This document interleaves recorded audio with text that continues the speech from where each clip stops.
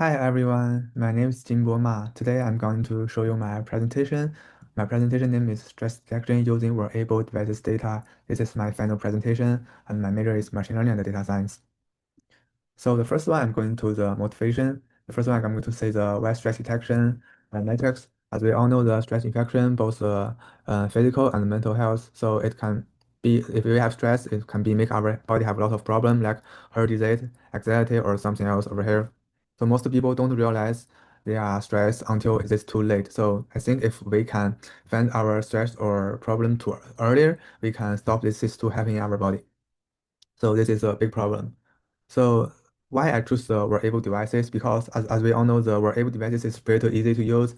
As we all know that for example, we can use the Apple Watch to collect the many of the signal from our body. So it's very easy to use, and it can also collection a lot of our body signature, and so it can not only collection the signal from the lab, it can also collect the signal from our real life. So this is good point. So my goal is used to machine learning to detect the stress earlier from the variable data.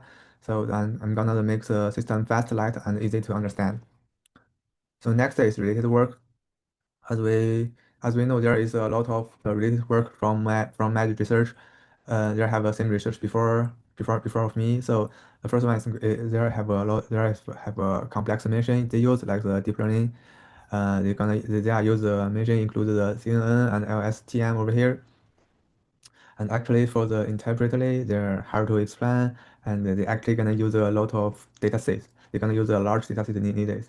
And if you wanna use the deep learning module over here, you have to have the GPU or cloud over here. It means you're gonna have a big devices or supercomputer over here. It's very complex or hard to use it. And for the output, they just have the stress or no stress. So it's not gonna show you what's your emotional right now, what's your exactly emotional right now. So I think for this one.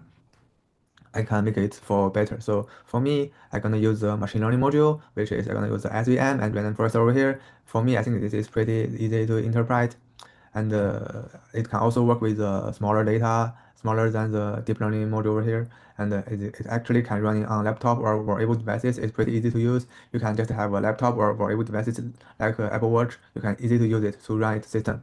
So I'm gonna like separate the separate output with flow emotional classic supported. I'm gonna show you which flow I'm gonna use in the next slide.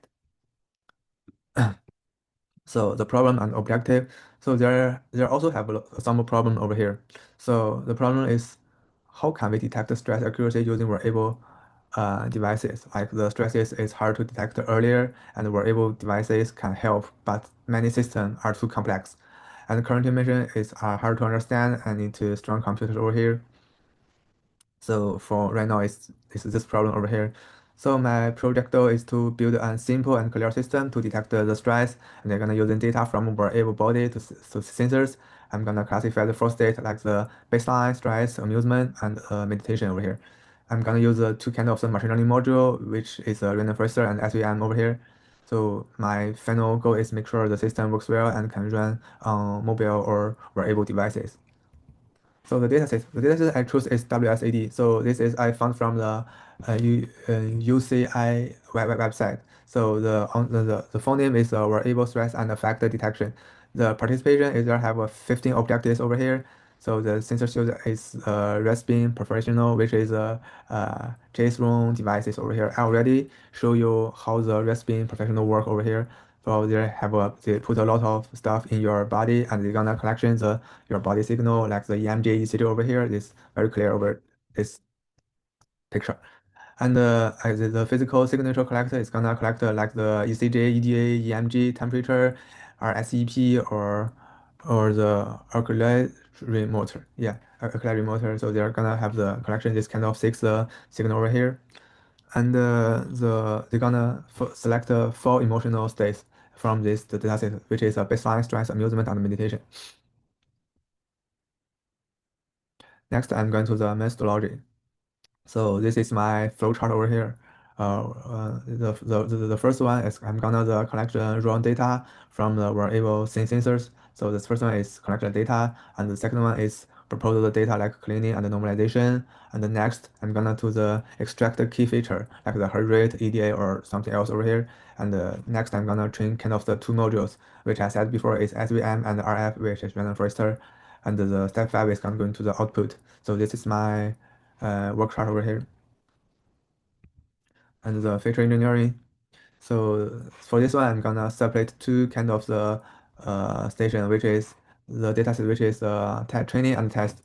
For the training, I'm going to use the 80%, and for the testing, I'm going to use the 20% of the data. So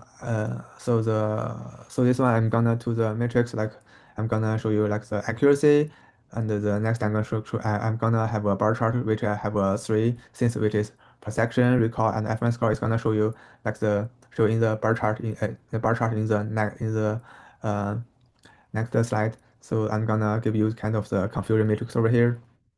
So for this is all of that is for evaluation. I use kind of this multiple matrix over here. I think is I think I use this one. It can also set up ensure and the module test fair and the performance is mentioned in detail. So I think this way is pretty good over here. And for this one, I also show you how I separate the training and the test in my code over here.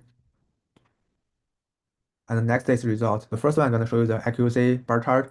As we can easily to see, the first two is the SVM and the last two is random forester. We can easily to see the SVM is around the 96% and the random forester is almost 100%, which means the random forester is pretty strong over here. And the SVM is also good over here, but it's not pretty. Yeah, as you know, yeah, it's not pretty good, but it's already did very well over here. So this result shows that the classification modules can be still powerful when the data cleaning and well proposed. Next, I'm going to show you like the classic performance. So on this slide, I have the kind of the five picture over here.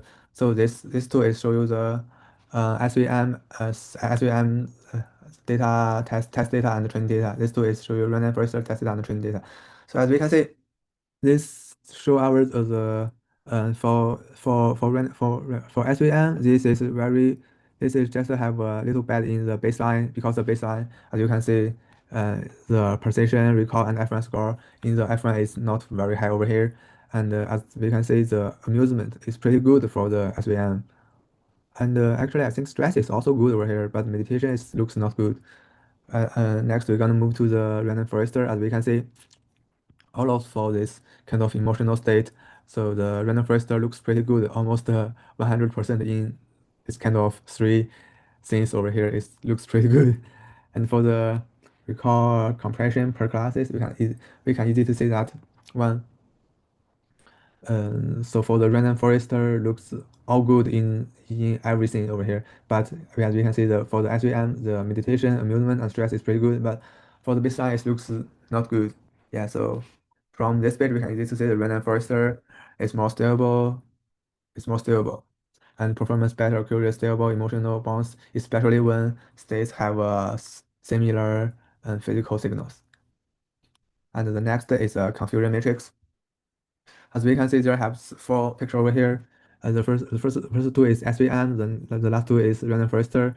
So as we can see, so for the random forester, there have 146 baseline predicted on stress. We have 19 baseline predicted on amusement and 285 baseline predicted on meditation. So it's but another one looks really good. There's also just have a 5 amusement predicted on stress. So it means it's just baseline have some problem. It's also happened in same thing in the test data.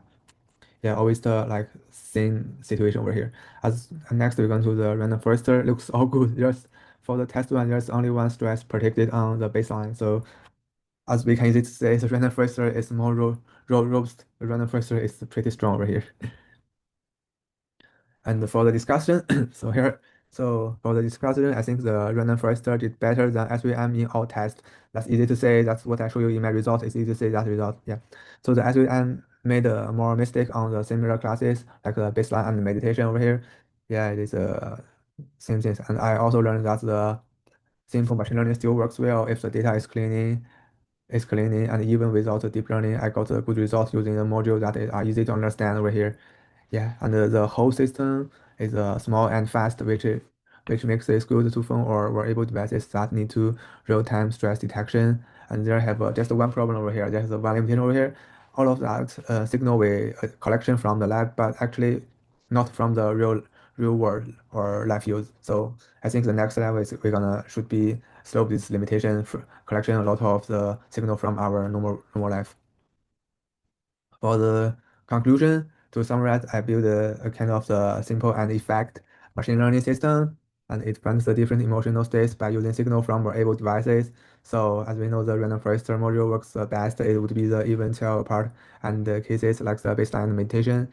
So the system is easy to understand and works well and can run in phone and or wearable devices over here. So and I test kind of four emotional state. It reached a high accuracy and recall. This shows the classic machine learning still works great if the data is clean. If the data is clean, and the project gives our like strong useful feature stress detection tools. So these tools can be used in real life, I think. So they are easy to explain and did not and didn't need a lot of like the computation power. We don't do like we don't need to like the very big devices over here. So thank you for your listening. This is my final presentation over here.